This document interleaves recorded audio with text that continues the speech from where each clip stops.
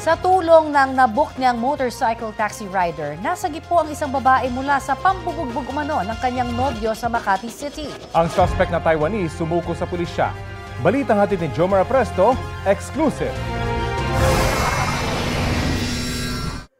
Nasagip na mga tauhan ng Makati City Police Station itong Miyerkules ng madaling araw. Ang babaeng ito mula sa kamay ng kanyang dayuhang nobyo na umano'y nambubugbog sa kanya.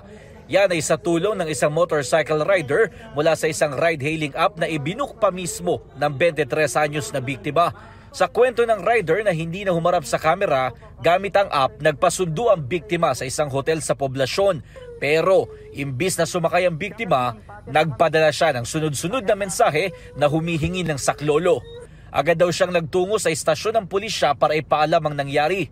Sir, paano naman, pa-rescue naman po nung customer ko, nagpapaback up at papatayin doon siya ng pasahero niya, ay boyfriend niya, sa may...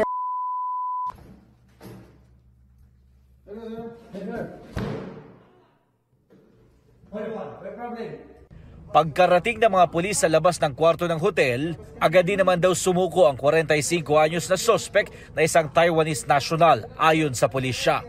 We were able to rescue the victim, then nadala natin dito sa ating station, then nakuha na natin ng details. Bali sa kanyang report, 3 times na siyang binugbog. Anong una, pinagbigyan niya, allegedly nakalagay sa report niya is under the influence of liquor. Pagka nalalasing, sinasaktan siya. Hindi pa raw malinaw sa ngayon ang dahilan ng pambubugbog ng suspect sa biktima. Nagkasundo ang dalawa na tuluyan na maghiwalay, kaya pinapirma sila sa barangay ng mga sinumpaang salaysay.